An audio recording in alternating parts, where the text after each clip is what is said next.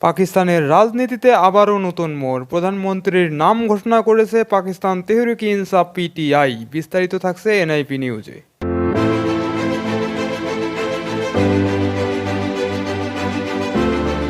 পাকিস্তানের এবারের জাতীয় নির্বাচনে অংশগ্রহণ করতে পারেননি দেশটির সাবেক প্রধানমন্ত্রী ও পাকিস্তান তেহরিক-ই ইনসাফ এর প্রধান ইমরান খান। নির্বাচনের সময় কারাগারেই ছিলেন তিনি।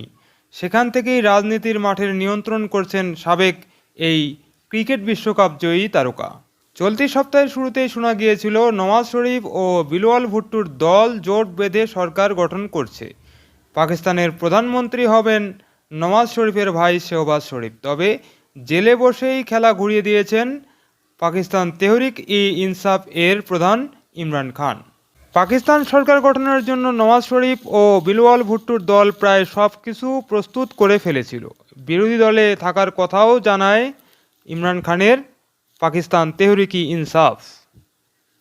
তবে দিন ঘুরতেই এই হিসাব বদলে গেছে।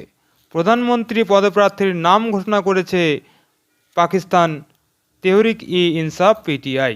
এই পরিস্থিতিতেই আবার পাকিস্তানের রাজনীতিতে নতুন মোড়। খবর জিও নিউজের।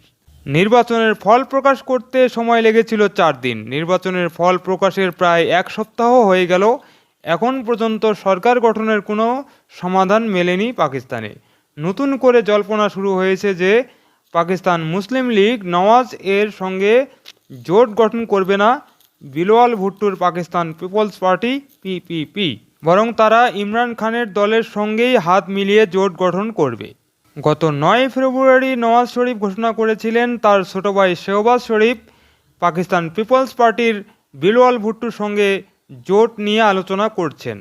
সরকার গঠন করা হবে, প্রধানমন্ত্রী হবেন শাহবাজ শরীফ, মারিয়ান হবেন পাঞ্জাব প্রদেশের মুখ্যমন্ত্রী। তবে 1 সপ্তাহ ঘুরতে না ঘুরতেই গল্পে নতুন মোড়।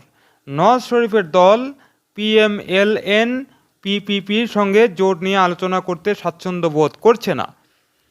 পাকিস্তান পিপলস পার্টি ও পাকিস্তান তেহরিক-ই ইনসাফ সমর্থিত নির্দল প্রার্থীদের সঙ্গে নিয়মিত যোগাযোগ করছেন। সূত্রের বরাত দিয়ে পাকিস্তান ও ভারতীয় সংবাদ মাধ্যমের খবরে বলা হয়েছে, পাকিস্তানের গুপ্তচর সংস্থা আইএসআই সম্প্রতি ইমরান খানের সঙ্গে আদিয়াল জেলে দেখা করেছেন। সেখানেই ইমরান খানের সঙ্গে চুক্তি হয়েছে। তারপরই ওমর আইয়ুব খানকে প্রধানমন্ত্রী পদপ্রার্থী হিসেবে ঘোষণা করা হয়েছে।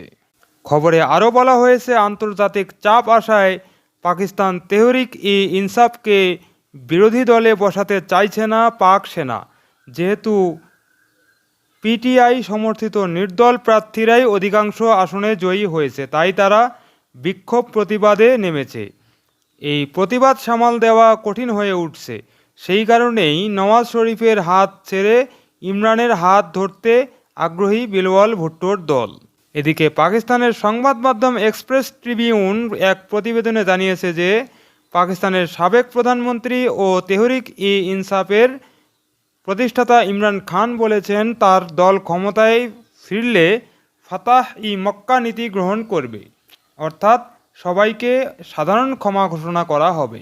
রাওয়ালপিন্ডির আদিয়াল কারাগারে ইমরান খানের সঙ্গে দীর্ঘ 30 মিনিটের বৈঠকের পর পাকিস্তান তেহরিক-ই ইনসাফ নেতা আলী মোহাম্মদ খান একথা জানিয়েছেন। ইমরান খান তাকে বলেছেন, আমরা কোনো রাজনৈতিক প্রতিশোধ নেব না, তবে দেশ ও জাতির উন্নয়নের স্বার্থে দেশ ও জাতিকে এগিয়ে নিয়ে যাব। গত 8 ফেব্রুয়ারি পাকিস্তানের জাতীয় পরিষদের 266 আসনের মধ্যে 265টি আসনে নির্বাচন হয়। এতে ইমরান খানের পাকিস্তান তেহরিক-ই ইনসাফ স্বতন্ত্র প্রার্থীরা 92টি আসনে জয় পায়।